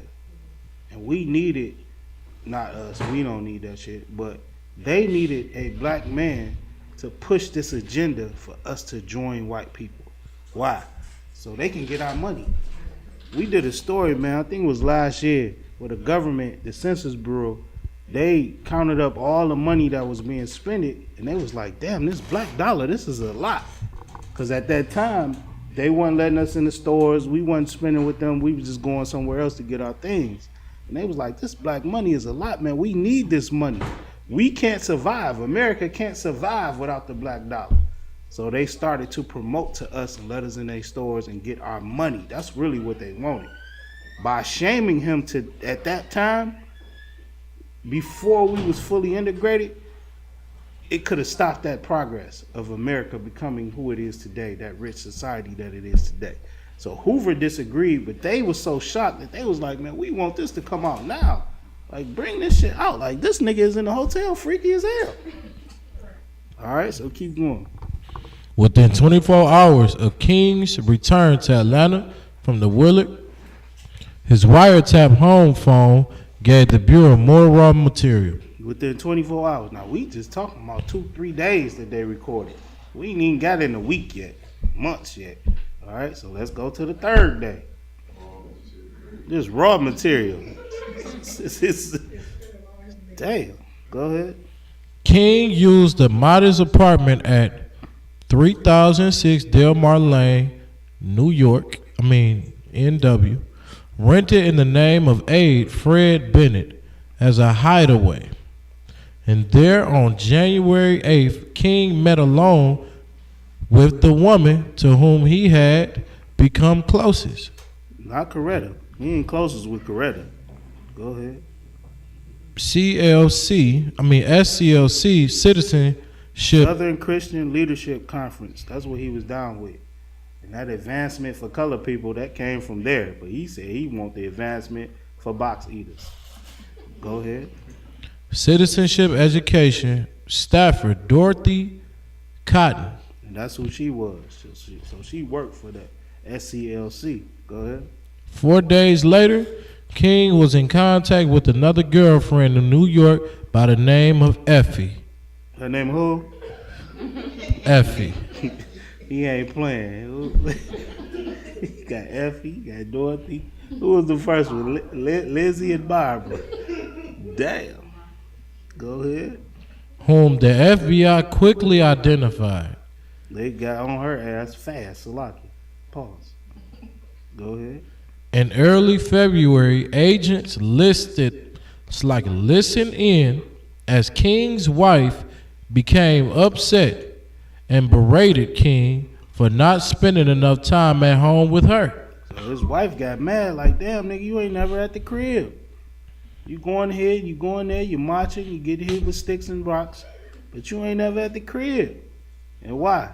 It's because she knows what he's doing, but she not always saying something. But she like, he ain't never at the crib, come home, go ahead. This happened at a time when King was at Fred Bennett's apartment, and the wiretap indicated he had Dorothy Cotton in the apartment along with him. Now he telling her, you can't come to these marches because I'm getting hit with rocks and sticks. Stay home, it's not safe. But he really over there with Dorothy. Sister Dorothy, Slugger. I couldn't let that one ride, Slugger. We ain't talking about you though, Sister Dorothy. Go ahead. The Atlanta wiretaps kept the FBI fully apprised of King's upcoming travels, and in mid-February, King SCLC aide Wyatt Walker and Baltimore's Reverend Curse all flew to Honolulu. They went to Honolulu. See, can you pull that picture up? You seen that picture with King getting off the plane and he got the joints on? I forgot what you call what you call it? Say it for the brother so he can look it up. L-E-I? So he got the Hawaiian gold chain on, whatever you call it. He getting off the plane, and he with a white woman, and I think like a Hawaiian woman or a Chinese woman. Look at that. Look. Let me see that. Put that on the big screen. You see that? You see King, he marching with him on. They show you can read, we not lying. They done tapped this boy from his crib in Atlanta all the way to Hawaii. And what happened in Hawaii? Let me hear it. To renders vows with Dolores Evans and at least one other woman. A sound squad from the Bureau's San Francisco office, with microphones already in place, awaited them at the Hilton Hawaiian Village. But King's party, tired of Honolulu's within 72 hours, They ain't want to be there no more. Go ahead. and flew to Los Angeles. They used to wild orgies, and this just wasn't enough for them. Go ahead. Los Angeles Airport, where another squad of FBI agents quickly deployed in-room microphones while standing. Salakia. Standing by. Go up to the top. Salakia. Standing by to carry out photographic surveillance in public areas as well. We looking at it. Now show me the one where we getting off the plane. They ain't lying. They got the photographs. You can see the photographs. Go ahead. On February 23rd, they snapped pictures of Wyatt Walker, Dolores Sheffy, Dorothy Boswell, and Martin Luther King Jr., and Dolores Evans. The following day, they filmed movie footage of King and Evans at the Hyatt House. Assistant Director Sullivan himself telephoned the Los Angeles office for updates, with the special agent in charge explaining that television noise plus jet planes made for less than ideal audio recordings. Los Angeles also notified Sullivan that Evans and her husband Theodore are both scheduled to appear in court on March 4, 1964, concerning granting of a interlocutory decree of divorce. Back in Atlanta, the SCLC office wiretap memorialized King's friend Barbara Meredith recounting how at a small party King got very drunk and made uncomplimentary remarks about some of the... They questioned her back at the office. All right. Go ahead. Of the SCLC personnel. So King's friend got drunk and made uncomplimentary remarks about some of the staff, all right, that he was working with. Go ahead. And FBI headquarters' desire for comprehensive scrutiny of King led to a tardy discovery that would have received far more attention had not executives become so preoccupied with King's personal life. Supervisor Seymour Fred Phillips, who had direct charge of King's case, recommended to Sullivan that they obtain King's tax returns from the Internal Revenue Service, and when King's IRS file arrived in mid-March, it contained a previous unreported bombshell. In 1965 to 1958, Stanley Levision, who had first met King only at the very end of 1956, had arranged for King to receive a total of $10,000 in cash gifts. All right, so basically, this part right here is just talking about how they overlooked some of his gifts that were so-called gifts that were given him that could have been bribes because they were so interested in his sex life. All right, and Hoover, he got mad at them for not being on the job because they could have directly arrested him, you know, for some of these things because his tax returns didn't match up to what he was saying. 5,000 and 10,000 back then is like 80,000 today. So Hoover was mad. But let's get back to the juiciness. So you could skip that part. Let me see. Go down to the next part. In April 1961, King, LaVision, and Chicago attorney Chauncey Eskridge. You can skip all that. Where you at? Go down. You see this picture? It's impressive. Okay. Go down there. All right. The FBI failure ever to cite those figures in its warning memos to Kennedy, coupled in March 1964 with its failure to emphasize LaVision's simultaneous large gifts to King. All right, that's what we was just breaking down. So they just broke down the different amounts that he received in certain times, which equaled up to $650,000 today. All right, keep going. Inexplicably rendered its secret member allegation against LaVision far less powerful than could have been the case. All right, skip down to the next paragraph. By March 1964. By March 1964, when the FBI received the IRS information about King, it appears obvious in retrospect that Sullivan's and Phillips' intense fixation on King's personal conduct had totally eclipsed their once central concern over whether LaVision was exerting subversive influence on King. So they saying is he buying them off basically with the things that he's doing. He giving them so much money, like they said earlier. If somebody knows about his extramarital affairs and him dealing with prostitutes and all these gangbangs that he's having, that it could make them or him easy to control. All right, keep going. The extent of that preoccupation was underscored in mid-May 1964 when the FBI's Las Vegas office furnished headquarters with a detailed memo a Nevada Gaming Control Board agent had prepared after learning what had transpired when King, Wyatt Walker, and a Los Angeles minister friend had visited Las Vegas 3 weeks earlier. Agent William H. had heard rumors that King had patronized a local prostitute and decided that given King's position as a God-fearing man of the cloth, what they thought he was, a God-fearing man of the cloth. That's what they thought he was, and that's why they were so shocked. All right, only God-fearing men I know are y'all. You hear me? You ain't under Commander Junior Hunter in this school. You is not a God-fearing man. You do not know God because you don't even read from the Bible.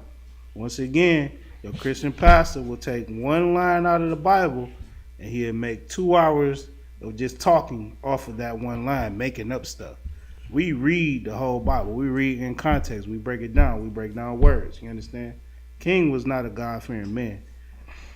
Or you wouldn't hear this unnatural sex and all the different things that he's doing. All right? He's taking bribes. He's robbing the church. He's doing everything. And this ain't even all of it. Go ahead. Perhaps a casual inquiry made to the prostitute in question might shed an interesting side light to King's extracurricular activities. At 3 a.m. on May 16th, being met Gail LaRue, a married 28-year-old who had left 4 children from a prior marriage in Sheridan, Wyoming. Right. Now, it's another married woman, which is adultery, and he's supposed to be a God-fearing man. Go ahead. Gail explained that at 2 a.m. on April 27th. And they snitching on him. Go ahead. On April 27th, a hotel bellman had asked her to go to the New Frontier Hotel and see the well-known black gospel musician Claire Ward, whose Claire Ward singers were performing there in the lobby. Ward handed Gail $100 and told her, I got a couple of friends in town that would like to meet you and have you take care of them. Now guess who those friends was? You ain't got to guess hard. Go ahead. Ward said she was paying Gail because these two men did not believe in paying a girl for her service. They ain't believe in tricking. That's what they said. Go ahead. You ain't got nothing. You don't want to tell me how you really feel. I hear you. Gail said, man. Now Gail was the singer, and she going to get the hoes for MLK. You feel? He got everybody in the loop to bring the hoes back to the room. All right, so go ahead. Claire took Gail to the bar at the Sands Hotel. Man, Claire is a singer. She getting money. She ain't got to do this. She did it anyway. Go ahead. And made a call on the house phone. Mm-hmm. Martin Luther King then appeared in the bar. Who showed up? Martin Luther King. She said she got some friends, and he want them friends to take care of you. Gave her $100. It's 40 today, but they gave her $100. And then who came up in the lobby, up in the bar? Martin Luther King. It's the I Have a Dream. That's what he was dreaming about. Go ahead. Then appeared in the bar and took both women. He took one woman. And took both women. He took both of the girls. Go ahead. Both of the hoes, because that's what they was. Go ahead. To his room. Where he take them? His room. He ain't take them to the church. He ain't try to stop him from doing it. Listen, man, today we got a petition going to stop all the prostitutes in our neighborhood from prostituting. All right? We already got the petition going. All right? And now we're working on housing to get these prostitutes from going to this motel so we can get them housing, because it's not enough to just say you can't do this. The drug dealer, the drug addict, the prostitute, the pimp, they gonna all say, well, what alternative means do you have for us? So we providing both ends of that. Right. Martin Luther King said, what? Come on back to my room. That's what he said. I got something for you. It ain't no place to stay, but I got something for you. Go ahead. Where all three began drinking, mm-hmm. King phoned one of his colleagues and told him to get your damn ass down here. Listen, man, I can't make this up. They got this all on wiretap, and then they typed it up after the wiretap, like, man, because they was in shock. Just like we in shock today. King did what? King phoned one of his colleagues. He called his mans, and he said what? And told him, come on, to get your damn ass down here because I have a beautiful white broad here. He said, man, get down to the room now. I got these white hoes. You ain't see, nigga, we went half on the white hoes. Where you at? Called his mans up and said, get your ass down here because I got these white hoes. Go ahead, brother. Then both the Reverend King. Who? Then both the Rev King. Reverend. Doctor. Come on. And Claire Ward. Mm-hmm. Stripped naked. Damn. Claire Ward, the singer. Come on. And told Gail to do the same. Come on. With Gail seated in a chair, King went down on his knees. What he did? He went down on his knees. He ain't praying. He got butt naked. He got on his knees. He is not praying, brother. Go ahead. And started nibbling. What he did? And started nibbling.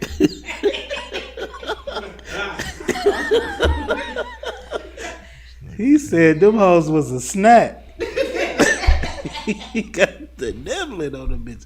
Go ahead. On her right breast. Damn. Come on. While Clara Ward did the same with her left breast. What Clara did? While Clara Ward did the same with the left one. Damn, so they, come on, man. Come on, man. We ain't making this up. Go ahead. Gail then stated, I guess the Reverend got tired of that and put his head down between my... Damn. Salaki. You got to read it, brother. You sound like the FBI nigga now. It's shocking when you hear it. Like, damn. What did he do, brother? You got to read it. Put his head down between my legs and started nibbling on that. Why? Because he said he was starting the Association for International Box Eaters. And that's what he liked to do. So he went down and he got the box. Go ahead. After a while, he got up and told Claire Ward to try some of it.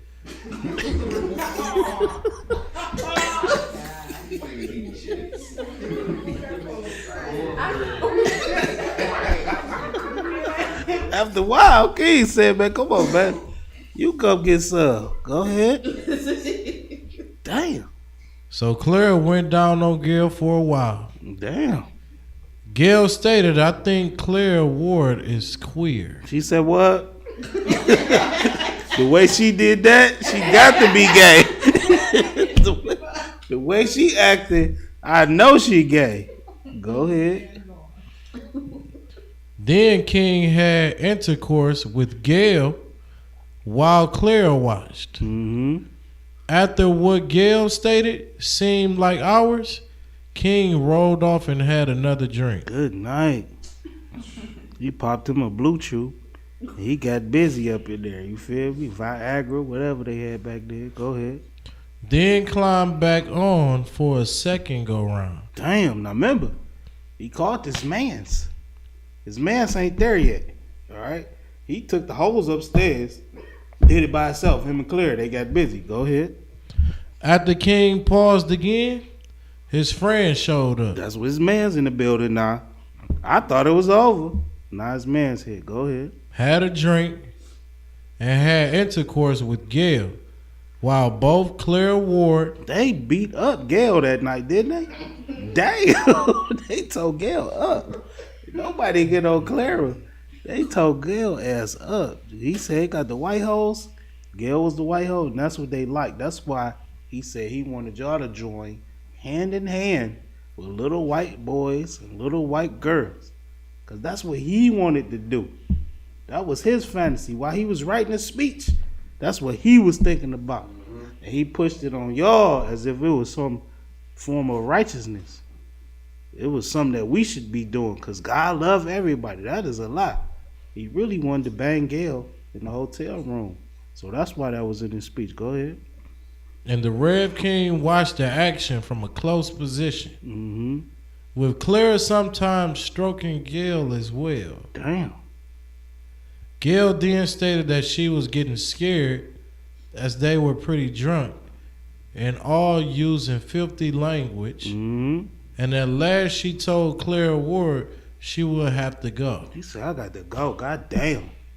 Give me a break. Go ahead.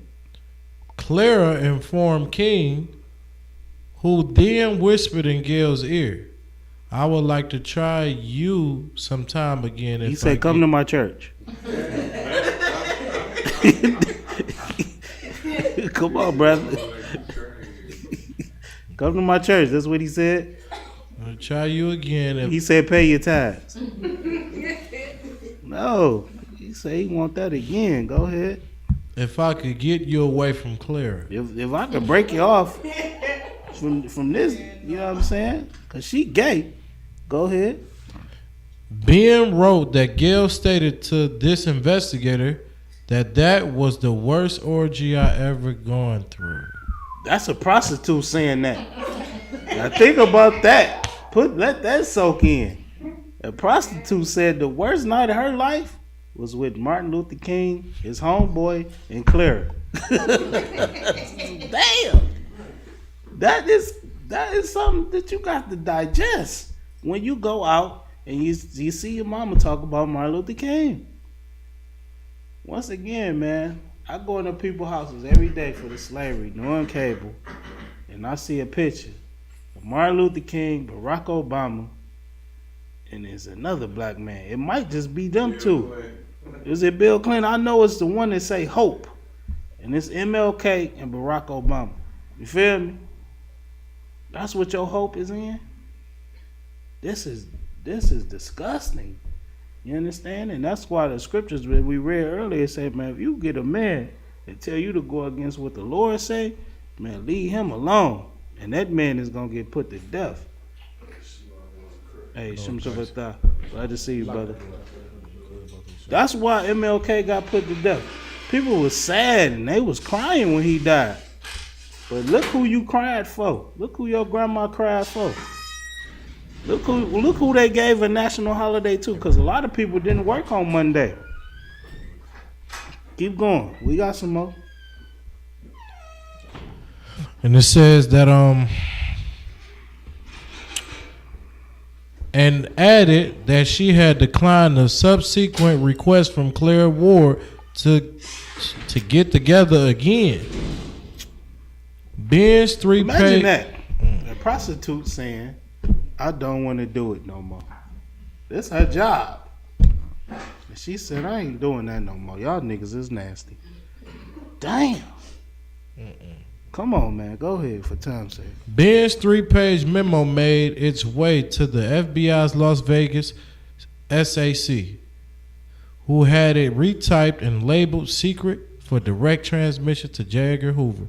On May 23rd, Ben conducted a follow-up interview with Gail and passed the additional information to bureau agents 2 days later. Now, who is Gail? She the slut. Go ahead. Gail volunteered that both King and his friend had each asked her to perform oral sex on them with the words, "Here, eat this." What they say? Eat this. They said. Come on, man. I might have to stop right here. 'Cause this is too much for me. They told the prostitute, can they get some head? And they said, what? Eat this. This is crazy, man. This is Martin Luther King, man. Go ahead, brother. What you got? Slog it, sir, if I could. I thought they said they don't trick. Who said that? Oh yeah, he said that's what Clara said. They usually don't like to give women money. Now remember, the women that they usually deal with was women in their churches. So you ain't got to pay them. They was on the bus with you. They sat on the bus like Rosa Parks. And they took them to the hotel. But this in particular time, they got with some prostitutes. And they ain't like to get those prostitutes money. When they got with her, they said, come on, man, eat this. Come on, man, keep going. Damn. Which she claimed not to have done. That's what she said she did. Go ahead. But Ben was dubious, telling the FBI that Gail was not too empathetic in her denial. In yet another direct report to Hoover, this one labeled top secret, Las Vegas agents reported that a paramour of King's from Los Angeles, Dolores Costello, was known to have spent some time in King's suite around midnight, April 26, prior to King's early morning assignation with Gail LaRue and Claire Ward. All right, so before they got together, he was with another girl. So he just, all day long, he getting busy, you understand? But he supposed to be marching for civil rights. All day long, he going to these different hotels that's paid for by the SCLC, his church. He portraying to be a certain person in front of the cameras. But this is who he really is, all right? He just a man that loves to have sex. Nasty sex, what they call it, unnatural sex, gang banging, orgies, and all type of stuff. That's who it is, and the FBI found out and they released some of the documents. Go ahead. Unsurprisingly, in late May, the wiretap on King's home telephone overheard a conversation in which King and his wife had an argument, and information was brought out concerning King's extramarital activities. All right, so they trying to destroy him. You know she know what's going on. So she like, damn, nigga, what's going on? Go ahead. At headquarters, Supervisor Phillips expressed displeasure that Atlanta agents had waited 48 hours before reporting what they had heard and instructed them to furnish the Bureau by communication marked by the personal attention of Assistant Director William C. Sullivan any tape available concerning the report, conversation, or the most detailed transcript available. Atlanta case agent Bob Nichols quickly sent the tape, explaining that the pronouns he and she used by both parties made it impossible to know the identities of the individuals to whom they are making reference. So she knew that they was cheating, he was cheating, but they couldn't put a name on it as to who she found out he was cheating with. We know Dolores and Dorothy and Effie and them, but they said it wasn't clear. Go ahead. Sullivan himself later wrote that Coretta King had told her husband that he was not fulfilling his marital responsibilities. Because he having sex with everybody else. Go ahead. And that if he spent 10 hours a month at home, this would be an exaggeration. Good night. Now, 10 hours at the crib. He not even coming to take a shower. Now, the day he died, you will see where he said, as one, I got to rewatch this now that I read this, but this is a documentary on his life on Netflix or something like that. And the woman that picked him up, I want to see if this was one of the women he was banging. But he said that day that his kids held on to him and begged him not to leave. And now we see why. Because he was barely at the crib. We got 3-4 kids at the crib in Atlanta with Coretta. She mad, they mad. They jumped on his car hood. It was like, man, don't go. Goddamn, just stay here. You feel me? You always about the crib. She said he barely spent 10 hours at the crib. And the kids was begging him. He still left and he got shot in the neck smoking a Newport. All right? Keep going. Sullivan added that King told her she should go out and have some sexual affairs of her own. What did King say? Say it again, brother. Sullivan added that King told her she should go out and have some sexual affairs of her own. So she accused him of having extramarital affairs, which he was, and he said, you gonna do it. You understand? You going on out there. You treat yourself. Because he ain't stopping. He ain't gonna spend more time at the crib. So how about you just go do what you need to do? This is a preacher that's saying this. And that's why they sealed those documents until 2027. Because they don't want y'all to know who MLK really is. But we the home of the truth, so we gonna give it to you. Raw, like they said, right? We got the raw footage. Go ahead. 3 weeks later, King called Dolores Evans. Who he called? Dolores He went back with Dolores, though. Go ahead. And they agreed to meet in Los Angeles on July 8th, soon after King returned to Atlanta. A Miss Ruby Hubert of Los Angeles called him on SCLC's wiretap lines and berated him for not seeing her or calling her when he was in Los Angeles. Berated him for not seeing her and calling her when he was in LA. Berated. So she was yelling at him. Like, nigga, you came to LA, you ain't come holler at me? You feel me? That's what she was doing. Same thing Coretta just did. Because he had many ribs all over the, what did he say, holes in different area codes. Who said that? Luda? Ludacris said that. That's King.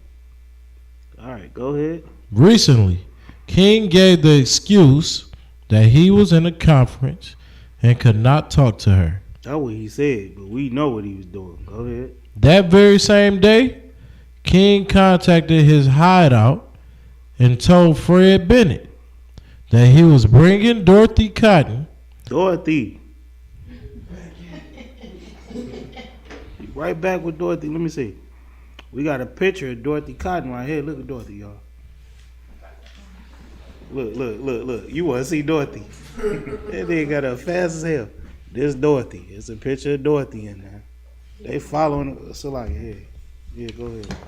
They followed her around. They got wiretaps on everybody.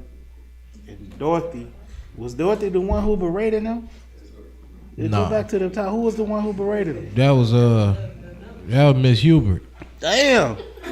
Yeah. So Miss Hubert, the one who got on them about coming to L.A., but Dorothy is the one that they said they closest with. All right. Come on. All right. So you gotta go. Okay. All right. So it says Dorothy Cotton. Dorothy Cotton. Get with them and do that other thing. Out of the hideout in a few minutes. The following month, shortly before leaving for the Democratic National Convention in Atlantic City, New Jersey, King told Dorothy Cotton that he had contacted Fred Bennett and everything was okay for the night of 8/1964. And it's all good to slide on through, Dorothy. Listen, man, we got several pages of this, man. This ain't. I can't even get all through it tonight. You feel me? Let me hear scripture, man. Get off. Damn. I want to finish it for y'all, but we'll put it in the chat. It's too much, man. We got too much dirt on King. This is who MLK, Michael King, Martin Luther King, whatever you want to call him. This is who he really was. All right. Hey, what do you call him? King was the original Luke. And the Luke dancers, that's who King really was. He had his own Freaknik. That's where Freaknik came from, sis. It came from King. Remember, it was started in Atlanta. It came from King. That's what it was about. Damn, he was getting busy, man. He told the sister to eat this. All right, man, come on. Come on, man. Teaching us about Martin Luther King in school. And that's what's so crazy, because I remember coming up like that, too. You know, I remember when they first made it a national holiday, you get a day off. I remember doing papers on King like he was somebody. This is who he really was. Most of his speeches was, Salaki, was, what you call it? When he copied it? Plagiarized. And now you see why most of his speeches was plagiarized. Because he ain't had time to write them. He was in them rooms getting busy. Give me Jeremiah 23 and 25 for time's sake. And then we gonna close out the class with that. He said he started the International Association for the Advancements of Box Eaters. That's what he was about. He was about eating a box. Damn. The book of Jeremiah. The book of Jeremiah, chapter 23, verse 25. Come on. I have heard what the prophet said, that prophecy lies in my name. That prophesy lies in my name. Come on. Saying, I have dreamed. What did he say? I have dreamed. And who said that? I have dreamed. MLK said that. And the Lord said, I have heard what? I have heard what the prophet said, that prophesy lies in my name. Mm-hmm. Saying, I have dreamed. Go ahead. I have dreamed. Read. Verse 26. How long shall this be in the heart of the prophets that prophesy lies? Mm-hmm.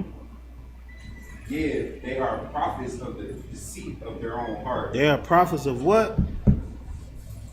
They are prophets of the deceit of their own heart. The deceit of their own heart. And that's what MLK was. He told y'all we should join together and hold hands with white people because that's what he wanted to do in his heart. He wanted to be with white women. So he told you to join them so that he could be with them and not be frowned upon. You understand? Go ahead. Is that it?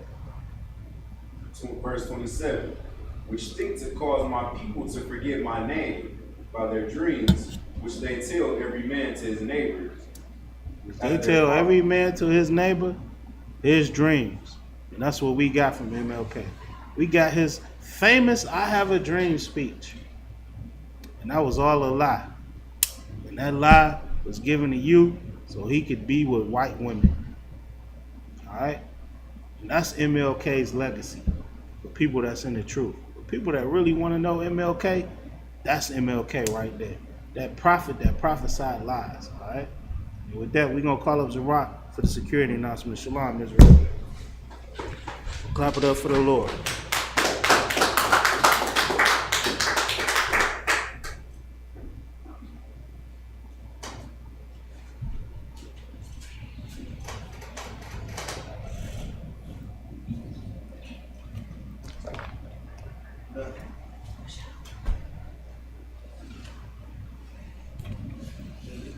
ISUPK security announcements. We are the ISUPK, start out of 1 West 125th Street out of Harlem, New York. Rule for new brother and sister. When a new brother or sister comes into the school, they are off limits for 6 months. They are to be saluted only. They are here to share themselves of the world. They need transportation, the teacher will arrange it. After 6 months, if a brother or sister has an interest in a particular person, he or she must get permission from the head to speak to a brother or sister. There is another 6 months in which the brother and sister will court each other. After this 6 month period, the brother and sister will get permission from the head to marry. Tithes, which is a commandment, Numbers 18 and 21, Malachi 3 and 8 through 10, means tenth in the Hebrew. Ma'ashra, 10% of every penny of any increase the Lord gives you, give to the treasury department or teacher. Priest fund free will offering for priests, not mandatory whatsoever amount you would like. Up and coming holy convocation, we got the Feast of Purim. Coming up, the March 5th and 6th will be the Feast of Purim. Also, we got Passover coming up, which is going to be April 1st. Right, it's going down in Raleigh, North Carolina. All brothers and sisters, you know, you don't want to miss it. If anyone wants to be a trooper in the school to start wearing all black, boots, shirt, pants, headbands, and scarves. And with that being said, we're going to stand at a majim. We're going to say the Lord's Prayer in Hebrew. Abanawa, Shabbat Shemayim, Wadash, Ayah, Shamkash, Yahweh, Malakuvka, Naba'ah, Atazarka, Ayah, Ashah, Ba'aratazah, Kuwah, Ayah, Bashemayim, Natalanawa, Nakam, Cal, Yawam, Wasalak Nawa, Kabawak Nawa, Kasalak Nawa, Kabawak Nawa, Wala'a, Tabi'a Nawa, Bana Son of One, Above, Awashah Nawa, Mayan, Ra, Kaya, Laka, Amalakwa, Waha'ala, Watapura, La'aywa Lamyu, Amman. Lord's Prayer in English, our Father, which art in heaven, hallowed be thy name. Yahweh, thy kingdom come, thy will be done in earth as it is in heaven. Give us this day our daily bread, and forgive us of our debts, as we forgive our debtors. And lead us not into temptation, but deliver us from evil. Thine is the kingdom, and the power, and the glory, forever. So be it. So, it's been a turn. All right, men of Israel. We're going to go ahead and close the class out. Men of Israel, ay Majim. Majim Shabbat, ay Majim. Barak, Yahweh Hashem Yahushua Barakatah. Yajmatah, Saw, like give the sisters a courtesy salute. Men of Israel, ay Majim. Majim Shabbat, ay Majim. Barak, Yahweh Shema Latah Hashem Yahushua. Yajmatah, dismiss.